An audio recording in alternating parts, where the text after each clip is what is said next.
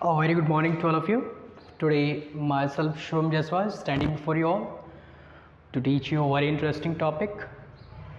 और आज हम बहुत इंटरेस्टिंग टॉपिक पढ़ने वाले हैं. उससे पहले मुझे एक लाइन याद आ गई, और ये लाइन जो था वो APJ अब्दुल कलाम जी ने कहा था कि The dreams are not those which you see in sleep, but the dreams are those which don't let you sleep. सपने वो नहीं होते जो आप बंद आंखों में देखते हैं, सपने तो वो होते हैं जो आपको सोने ना दें. तो अगर आपको ऐसा लगता है कि आपको नींद नहीं आती है, तो एक माइंड में होता है कि नहीं मुझे ये करना है. तो अगर इस तरह की फीलिंग आ रही है तो समझ जाना कि आपके सपने आपको काम करने के लिए मजबूर कर रही है. So a very interesting line set by the former president doctor APJ Abdul Kalam, and he is my ideal person, and he said a very interesting line and it touched my heart. So the dreams are not those which you see in sleep, but the dreams are those which don't let you sleep. सपने वो नहीं होते जो आप बंद आंखों में देखते हो, सपने वो होते हैं जो आपको रात में नींद ना आने दें, सोने ना दें. That is the In earlier class, friend, I have discussed something related to the dowry, which is a social issue. हम लोगों ने पिछले क्लास में ये डिस्कस किया था कि जो दहेज प्रथा है वो किस तरह एक वुमेन गर्ल्स को प्रताड़ना सहने पे मजबूर करता है. इसलिए डाउरी जो है कॉन्स्टिट्यूशन ने भी इलीगल किया है और उसको रिमूव करना चाहिए सोसाइटी से, but it still is prevailing in our society. What are the reason? हमने बताया था कि समाज में लालच है, समाज में शो ऑफ का एक भावना है कि हम कितना दिखा सकते हैं, हमारी शादी पे कितनी खर्चा हुआ है. तो ये सब रीज़न है. हमारा कस्टम ट्रेडिशन सभ्यता यही रहा है, एक हेरिडिटरी चलता आ रहा है. फिर हम लोगों ने बात किया था कि लैक ऑफ एजुकेशन लिटरेसी है, इकोनॉमिक बर्डन है. Womens are considered as economic burden. अगर वो पढ़ी लिखी नहीं है तो वो अपने हस्बैंड घर में क्या करेंगी? वो हाउसवाइफ का वर्क करेंगी. तो अगर इसको हमको हटाना है तो उसके लिए हमें मास मूवमेंट की ज़रूरत चाहिए. हमें लिटरेसी रेट बढ़ानी पड़ेगी, give more freedom to girls. उन्हें बहुत सारी छूट देना पड़ेगा, इकोनॉमिक, सोशली, ये सब जो फ्रीडम्स है उन्हें प्रोवाइड करना पड़ेगा ताकि समाज में उनकी वैल्यू बढ़े. क्योंकि हमें अगर उनको बराबर नहीं कर सकते हैं तो definitely our country will not going to grow. क्योंकि किसी महान पुरुष ने कहा है कि देश तब तक डेवलपमेंट नहीं कर सकता है, तब तक विकास नहीं करेगा जब तक there is not a equal participation of man and women. And it is true. Mahatma Gandhi ji ने खुद कहा था कि अगर हमें देश को डेवलपिंग से डेवलप की ओर ले जाना है या विकास करना है तो there is need to have equal participation of man and women. So अगर हम कुछ देखें तो हमें लगता है कि वुमेन की स्थिति इंडिया में खासकर बहुत डाउन है. अगर उनकी बर्थ से उनकी डेथ तक 80 to 90% decisions are taken by the male, by their family. क्यों है? ये फ्रीडम है? This is not the freedom. She does not have autonomy on her own body. उसकी ओन गर्ल्स वुमेन को अपने बॉडी पे ही अधिकार नहीं है, उनके शरीर पे ही अधिकार नहीं है, उनके सोचने पे उनका अधिकार नहीं है. उन्हें क्या पढ़ना है फैमिली डिसाइड करेगी, किससे शादी करनी है फैमिली डिसाइड करेगी, कब बच्चे पैदा करना है फैमिली डिसाइड करेगा, कितना करना है बच्चे मेल डिसाइड करेगा, उन्हें बाहर काम करना है नहीं करना है मेल डिसाइड करेगा. And this is the male dominated society. This shows the male dominated society which we call patriarchal society. और ये जब तक रहेगा हम ग्रो नहीं कर सकते हैं. एक एग्जांपल आपको देते हैं. अगर हम स्कैंडिनेवियन कंट्री देखते हैं जैसे Norway, Sweden, there we see there is equal participation of man and women. और वहाँ की स्थिति देखिए, फिनलैंड, नॉर्वे, स्वीडन कितने डेवलप्ड है. वर्ल्ड हैप्पीनेस इंडेक्स में फिनलैंड नंबर 1 आता है. स्कैंडिनेवियन कंट्री उसकी पोजीशंस लेते हैं. फिर why, what is the reason behind this? There is equal participation of man and women. अगर हमारी सोच किसी गर्ल्स को देखने पे अलग है, बॉयज़ को देखने पे अलग है, तो डेफिनेटली कुछ ना कुछ कमी है. अगर आपकी सोच बराबर हो जाती है दोनों को देखने की, तो समझ जाना कि उस दिन आपकी शिक्षा पूरी हो चुकी है. हम डिफरेंट एंगल से देखते हैं and we need to change this thing.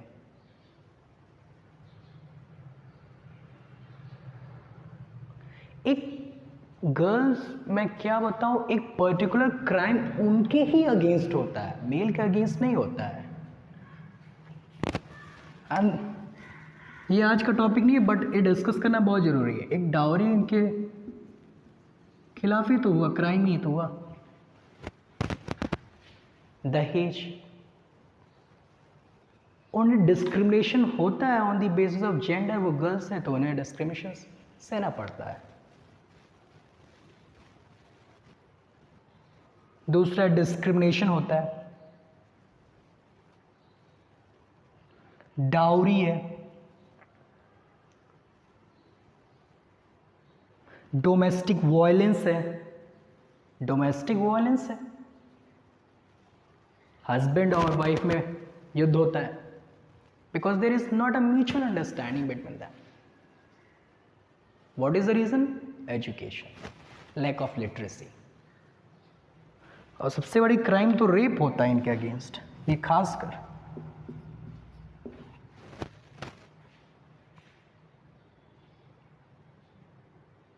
और ये जो टॉपिक है इसको रिसर्च की टॉपिक है. रीजन क्या है इसका? सॉल्यूशंस तो एजुकेशन है. More education gives to education. आप लिटरेसी रेट बढ़ाओ इंडिया में. लिटरेसी रेट कब बढ़ेगा? जब एजुकेशन बढ़ेगा. मोर इंक्लूजन ऑफ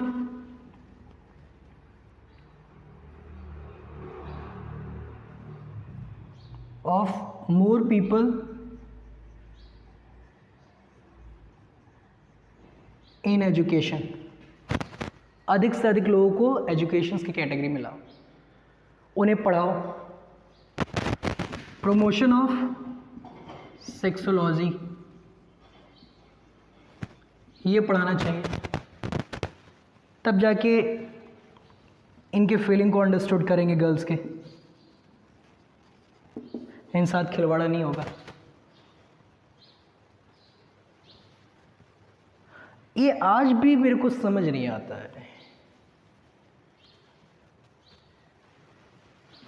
डिस्क्रिमिनेशन हो रहा है इनके अगेंस्ट.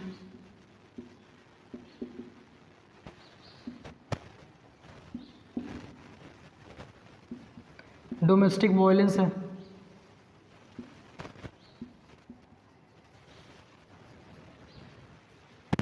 ये कुछ स्पेशल क्राइम होता है जो उन्हीं के अगेंस्ट होता है, मेल के अगेंस्ट नहीं होता है. Dowry, discrimination on the basis of gender, domestic violence, no freedom to the woman, not economic, not education, not a social.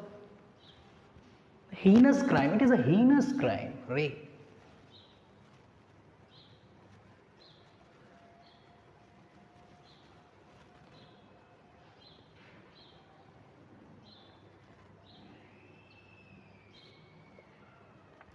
Okay, so today's topic is parliamentary form of government and the presidential form of government.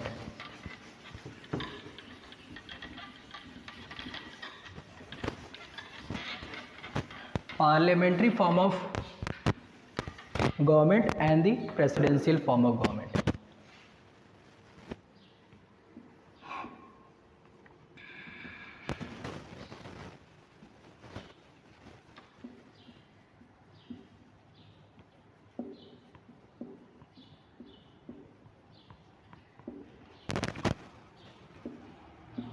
Parliamentary form of government and presidential form of government. India is parliamentary form of government. हमने उस topic को इसलिए लिया कि क्योंकि previous class में हमने dowry समझाया था तो उससे रिलेटेड था, तो उसको क्लियर आउट करना जरूरी था. And today's topic is parliamentary form of government and the presidential form of government. When we're going to discuss the parliamentary form of government and presidential form of government, we need to think. Okay? So, parliamentary form of government. What is government? Government is a group of people, a authority, a body elected by the people, to the people, for the people. And he or she is responsible for ruling the state, for governing the state. That is called a government. So it is an authority who has a responsibility to govern the state, to rule the state in a constitutional manner. It's called government. Okay? So parliamentary form of government. So this parliamentary form of government जो है हम लोगों ने British से लिया है. We have derived the concept of parliamentary form of government from British parliamentary form of government. Okay? इसमें क्या होता है हम अंडरस्टूड करेंगे कंपेयर करके parliamentary form of government and presidential form of government.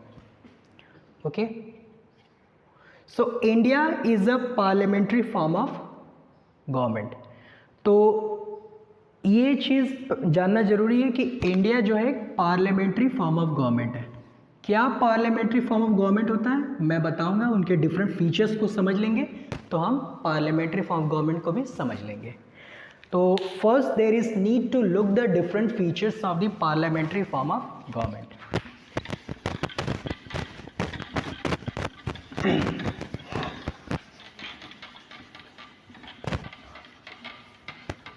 Parliamentary form of government. First point is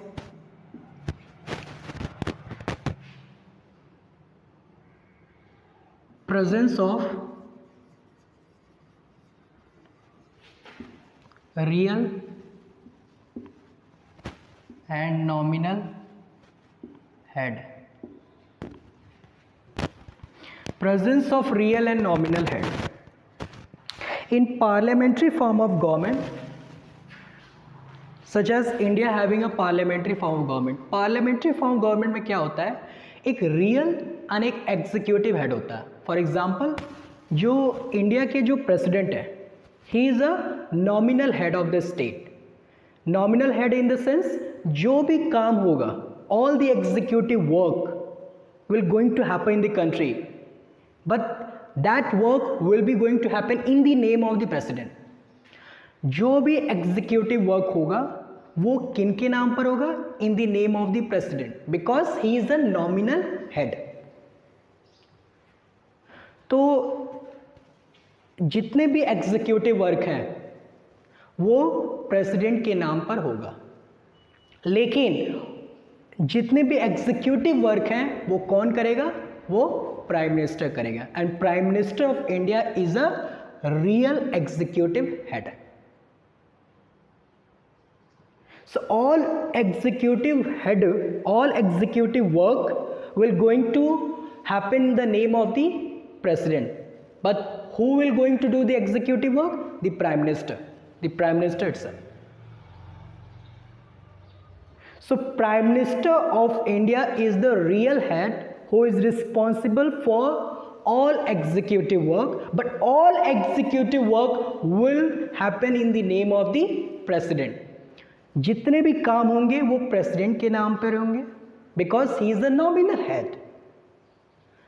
Therefore, we need a prior recommendations of the president.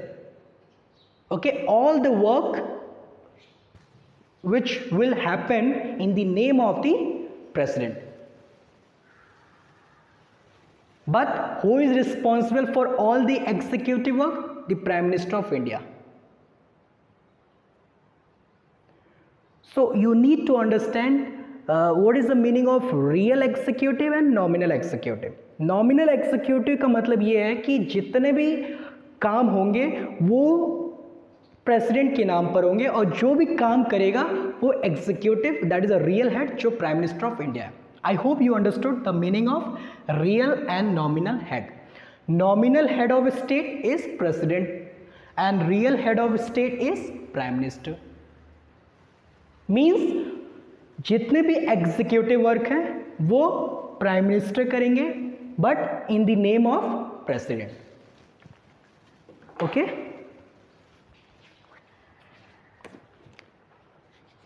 so the features of the parliamentary form of government: presence of real and nominal head. Second,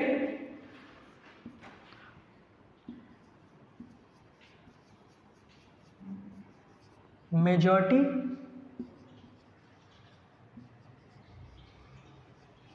party rule. Majority party rule. तो majority party rule is the second feature which is most important of the most important features of parliamentary form of government. इसमें क्या होता है कि majority party rule होगा कि prime minister अगर वो बनेंगे तो first he should have a membership of Lok Sabha, और लोकसभा में सीट लेने के लिए इनको क्या करना पड़ेगा? इलेक्शंस लड़ना पड़ेगा. और इलेक्शंस में जिस पार्टी की बहुत बहुमत होगी, जिसकी मेजॉरिटी होगी, जो लोकसभा की टर्म कंडीशन सीट को फुलफिल करेगा, वो गवर्नमेंट फॉर्म करेगा. So there is majority party rule. So the first feature is presence of real and nominal head. Real head is prime minister of India and nominal head is president. जो देश के राष्ट्रपति होते हैं वो nominal head है. इन the sense all the जो executive work है will be held in the name of the nominal head. लेकिन जितने भी काम होंगे वो कौन करेगा? That is real head, prime minister of India. Majority party rule. Majority party rule in the sense जो भी गवर्नमेंट फॉर्म करेगी वो लोकसभा में पूर्ण बहुमत की होगी. अगर पूर्ण बहुमत नहीं होगा तो कोलिशंस गवर्नमेंट फॉर्म करेगी. तो there is majority party rule. Next is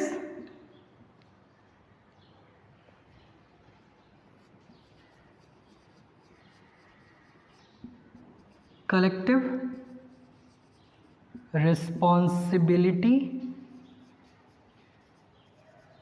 of executive to legislature.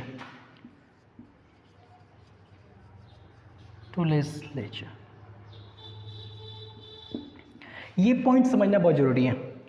Collective responsibility of executive to legislature means जो भी एग्जीक्यूटिव का पार्ट होगा first they should have a membership of legislature. Parliamentary form of democracy में बहुत important होता है समझना कि जो भी एग्जीक्यूटिव में है, जैसे प्राइम मिनिस्टर एंड प्रेसिडेंट जो है ये they come under the, they are the part of executive, but first they should have the membership of the legislative. पहले ये लेजिस्लेटिव में इनकी मेंबरशिप होनी चाहिए. फर्स्ट ये इलेक्शंस लड़ेंगे, इलेक्शंस में इनको लोकसभा में पूर्ण बहुमत शो करना पड़ेगा. फिर इट मीन्स व्हाट, वो लेजिस्लेटिव में पहले मेंबर होंगे, फिर वो एग्जीक्यूटिव में फंक्शन करेंगे.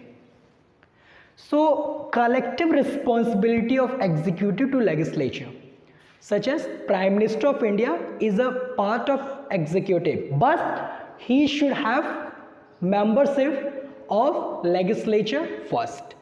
पहले उन्हें legislatures की membership होनी चाहिए, फिर वो executive वर्क कर सकते हैं. तो जितने भी executive हैं वो legislature को चलाने के लिए responsible है. चाहे वो प्रेसिडेंट हो गया, चाहे वो प्राइम मिनिस्टर हो गया, चाहे वो कैबिनेट मिनिस्टर हो गए, सब जो है पहले मेंबरशिप किस में होगी? Legislature. Okay, so collective responsibility of executive to legislature because we follow parliamentary form of government, क्योंकि हम लोग parliamentary form of government follow करते हैं, इसलिए एग्जीक्यूटिव लेजिस्लेचर में कोई सेपरेशन ऑफ पावर नहीं है। जितने भी एग्जीक्यूटिव लेजिस्लेचर के लिए रिस्पॉन्सिबल है।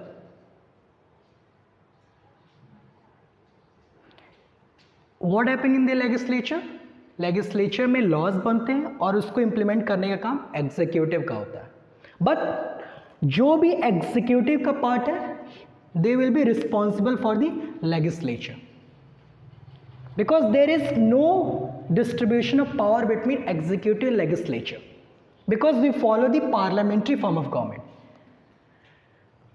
parliamentary form of government में होता क्या है कि जो एग्जीक्यूटिव के जो पार्ट होते हैं वही लेजिस्लेचर में पहले मेंबरशिप होनी चाहिए, फिर वो एग्जीक्यूटिव वर्क करेंगे, और जितने भी एग्जीक्यूटिव मेंबर्स हैं वो लेजिस्लेचर में फंक्शनिंग के लिए रिस्पॉन्सिबल होंगे because there is no separation of power between the legislative and executive. For example, अगर प्राइम मिनिस्टर ऑफ इंडिया की बात करें मिस्टर नरेंद्र मोदी की, तो वो जो है पहले उनकी मेंबरशिप्स, वो एक एमपी हैं, मेंबर ऑफ पार्लियामेंट है in the Lok Sabha, he is a elected member, तो first he should have the membership of legislative, then he will work as the executive work, being a part of executive.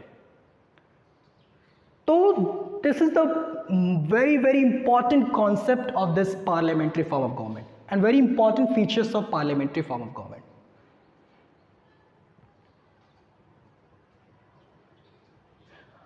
और ये जो parliamentary form of government है, India ने जो we have established parliamentary form of government at the center but state too. हम लोगों ने parliamentary form of government केवल हम लोगों ने सेंटर पे ही स्टेब्लिश किया, हमने स्टेट लेवल पे किया. जैसे first features real and nominal head. हम लोग स्टेट की बात करें तो governor of state is the nominal head and the real head is the chief minister of state. For example, if you take the example of Uttar Pradesh, mister Yogi Adityanath is the real executive head and Mrs. Anandi Ben Patel, she is the nominal head of the state. What it means, जितने भी executive work हैं will held in the name of the Anandi Ben Patel, but who will going to do? Mr. Yogi Adityanath ji. Remember, so we have established parliamentary form of government not at the center but also as the state level. तो हम लोग की ये चीज समझना चाहिए. Next,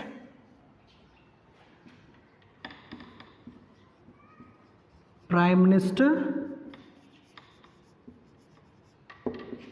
at center level and Chief Minister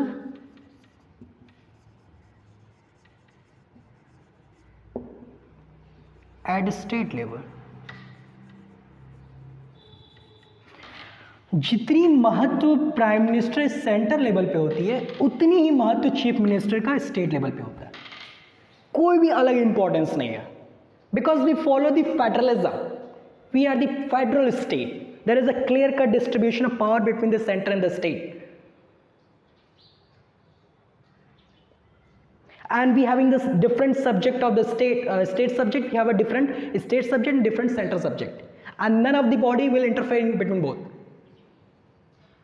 कोई भी इंटरफेरेंस नहीं हो सकता है स्टेट और सेंटर से. बट हाँ, कॉन्करेंट में डोमिनेंस ऑफ सेंटर होता है. Both has a power to make laws in the concurrent list. Concurrent list पे सभी लोग का पावर होता है, सेंटर स्टेट का वो लॉज बना सकते हैं. लेकिन अगर कॉन्फ्लिक्ट होगा तो डोमिनेंस ऑफ सेंटर काम करता है, सेंटर उस पर ओवर पावर करता है. The last feature is dissolution of Lok Sabha and legislative, state legislative. जब अगर हम पूर्ण बहुमत नहीं सौंप पाते हैं, अगर हमारा लोकसभा में जितने सीट है, अगर हम उस सीट में टोटल मेंबरशिप्स नहीं शो कर पाएंगे तो क्या होता है, डिसोल्यूशन हो जाता है, डिसॉल्व कर जाता है, गिर जाता है सरकार, फिर से री इलेक्शन होता है, फिर से मेजॉरिटी शो करनी पड़ती है, फिर हम गवर्नमेंट फॉर्म कर सकते हैं। तो डिसोल्यूशन जो होता है वो लोकसभा का होता है, लोअर हाउस का होता है। अपर हाउस कभी भी डिसॉल्व नहीं होता है। Not at the center but state as too, because we have established the parliamentary form of government not at the center but at the state too. So dissolutions केवल Lok Sabha which is a lower house का ही नहीं होता है, state में भी जो lower house होती है सच एज स्टेट लेजिस्लेटिव, उसका भी डिसोल्यूशन होता है अगर वो मेंबरशिप्स मेजॉरिटी नहीं शो कर पाते। So these are the different features of parliamentary form of government. Presence of real and nominal head. Real head prime minister of India, nominal head is president. जितने भी executive work हैं वो ये करेंगे और जिस नाम पे करेंगे ये इनके नाम पे करेंगे। मेजॉरिटी पार्टी रूल, अगर जो मेजॉरिटी शो करेगा, जो बहुमत में होगा वो पार्टी फॉर्म करेगा, वही पार्टी रूल करेगा। Collective responsibility of executive legislature, जो एग्जीक्यूटिव में होंगे वही लेजिस्लेटिव में काम करने के लिए रिस्पॉन्सिबल होंगे, वही लेजिस्लेटिव में जवाबदेही होंगे। जैसे अगर कुछ भी वर्क होता है, कुछ भी अगर हुआ तो उन्हें लेजिस्लेटिव में जाके पार्लियामेंट में जवाबदेही देनी पड़ेगी। Prime minister at the centre and chief minister at the state level. और जो dissolution of Lok Sabha and state legislative, जो लोअर हाउस जो होता है वो सेंटर पर डिसॉल्व करेगा और स्टेट लेजिस्लेटिव स्टेट पे, अगर वो मेजॉरिटी शो नहीं कर पाते हैं। ठीक। So presence of real and nominal head, majority party rule, collective responsibility of executive and the executive to legislature, and prime minister at the center and chief minister at the state, dissolution of Lok Sabha and state legislative. I hope you understood the different features of parliamentary form of government, and these features exist in Indian parliamentary form of government. ये सभी features जो हैं India parliamentary form of government हैं। हमारे पास real and nominal head है, majority party rule है, collective responsibility of executive legislature है, prime minister central level पे है, चीफ मिनिस्टर स्टेट लेवल पे है, डिसोल्यूशन ऑफ लोकसभा भी होता है और स्टेट लेजिस्लेटिव भी होता है। So I hope you understood these things, okay. But अगर हम बात करते हैं और ये सारे फीचर्स जो हैं ये इंडिया में एग्जिस्ट करते हैं, और ये हम लोगों ने जो लिया है वो ब्रिटिश पार्लियामेंट से लिया है।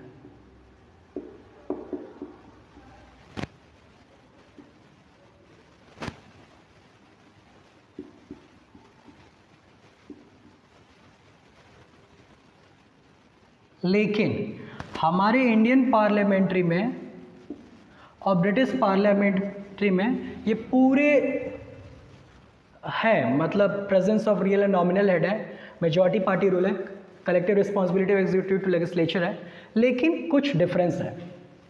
वो डिफरेंस क्या है समझेंगे। अगर British parliamentary form of government और India parliamentary form of government की बात करते हैं तो उसमें 2-3 डिफरेंस है। पहला डिफरेंस ये है कि हमारा जो नॉमिनल हेड है ये elected by the MPs, member of parliament. He is the elected head. In case of India, the nominal head is the elected head. जो अगर इंडिया की बात करते हैं तो जो प्रेसिडेंट होते हैं इंडिया के वो इलेक्टेड हेड है। But if you talk about British, वहाँ पे हेरिडेटरी हेड होते हैं। अगर वहाँ की रानी, उनकी बेटी रानी बनती है, ये हेरिडेटरी चला आ रहा है, तो she is not the elected head but she is a hereditary head. But we having the elected head. जो प्रेसिडेंट रामनाथ कोविंद है वो एक इलेक्टेड हेड है।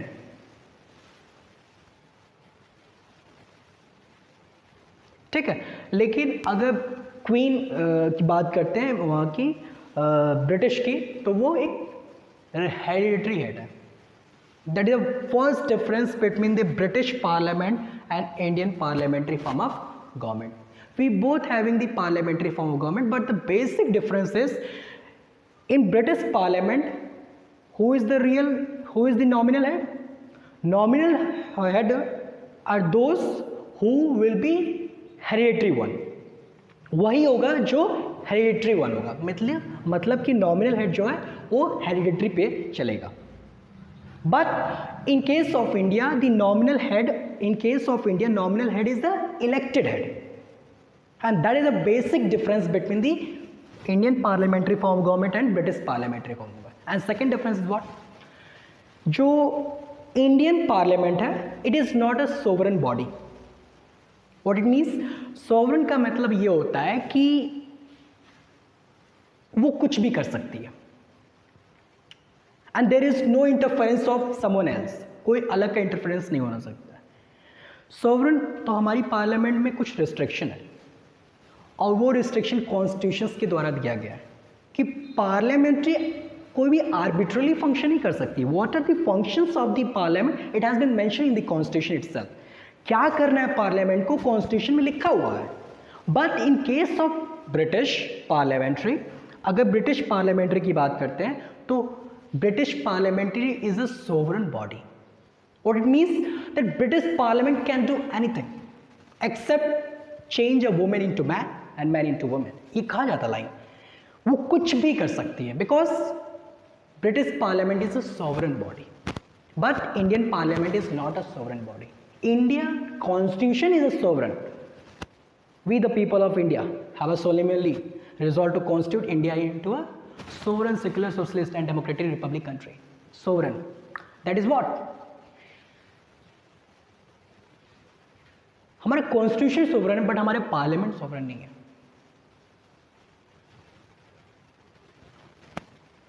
अखंडता. तो सोवरेन इन द सेंस ये समझ सकते हैं कि वो खुद, सोवरेन का मतलब ये होता है कि अगर हम खुद से डिसीजन बनाएंगे, we do not want any other to interfere in matters of India. That is sovereign. हम लोग वो चीज़ कर सकते हैं, हम रूल, हम welfare of the state policies भी बना सकते हैं. We don't want the interference of some other body. That is sovereign. उसी तरह हमारा Indian constitution sovereign, Indian parliament is not a sovereign body. But India is a sovereign country. But Indian parliament is not a sovereign. It means what? कि parliamentary कुछ भी नहीं कर सकती है. What are the rules? What are the what the parliament can do? It is laid in the constitution itself. क्या कर सकती है वो constitution में लिखा है. So parliament, Indian parliamentary has got restriction by the constitution of India. So arbitrarily function नहीं कर सकती है. But in case of British parliament can do anything except change a women into man and man into women. कुछ भी कर सकते हैं. And that is a basic difference between British parliamentary form of government and Indian parliamentary form of government. I hope you understand. देखो, parliamentary form of government और presidential form of government को समझ लो. मैं उसको इरेज नहीं करूँगा, थोड़ा समझा दे रहा हूँ. तो parliamentary form of government India में है और अमेरिका की बात करें वहाँ प्रेसिडेंशियल फॉर्म ऑफ गवर्नमेंट है. वहाँ पे रियल और नॉमिनल हेड का कॉन्सेप्ट नहीं है, only real head. Joe Biden is the real executive head. There is no nominal head and all the executive work will vest in the hand of the president Joe Biden, written articles 2 of the American constitution. America की constitution article 2 में लिखा है जितने भी executive work है will vest in the hand of real executive. There is no concept of nominal head. कोई भी nominal head concept है ही नहीं. That is the first features of presidential form of government. There will be only a real executive. Second, majority party rule है. ये जो collective responsibility of executive to legislature है वहाँ नहीं है. There is a separation of, because British parliamentary the presidential form of government based on the doctrine of separation of power. उसमें executive, legislature, judiciary में clear cut distribution of power है and none of the body can interfere in the other work. Executive अपना खुद काम करेगा, legislature खुद करेगा और judiciary खुद करेगा. कोई interference नहीं हो सकता. checks balance होगा but there is no interference. But in case of Indian parliament हम लोग collective responsibility of executive to legislature. But Joe Biden, he is executive but he is not a member of legislature and that is a basic difference, the separation of power between executive, judiciary and legislature. Because presidential form of government जो है based on the doctrine of separation of power, कि जो executive होगा वो executive work होगा, he should not have a membership of legislature, वो legislature में कोई उसकी वो नहीं होगा मेंबरशिप्स और अकाउंटेबिलिटी। लॉस लेजिस्लेचर बनाएगा, एग्जीक्यूटिव उसको इंप्लीमेंट करेगा, जुडिशरी उस पर चेक करेगा कि सही लॉ है कि गलत है, and that is a work. लेकिन in case of India there is a collective responsibility of executive legislature, that is the basic difference between parliamentary form government and presidential form government. President at central level पे होता है और वहाँ पे different chief minister state level के होंगे, that is a state president होंगे। और बात करते हैं dissolution of Lok Sabha and state legislative, वहाँ का लोअर हाउस डिसॉल्व करेगा और अपर हाउस नहीं करेगा।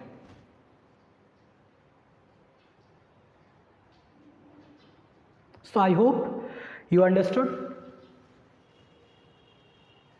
the basic difference between the parliamentary form of government, British parliamentary form of government and presidential form of government.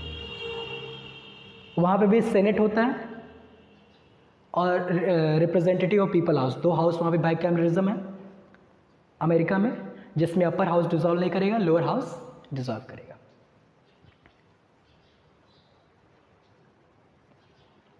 So I hope you understood. ये याद रखिए कि प्रेसिडेंशियल फॉर्म गवर्नमेंट वहाँ पर रियल एग्जीक्यूटिव होगा, separation of executive legislature, separation of power of executive legislature and judiciary, कोई भी collective responsibility नहीं होगी, सेपरेशन ऑफ पावर है। Because presidential form of government किसके बेसिस पे, doctrine of separation of power, okay, और वहाँ पर रियल एग्जीक्यूटिव हेड है।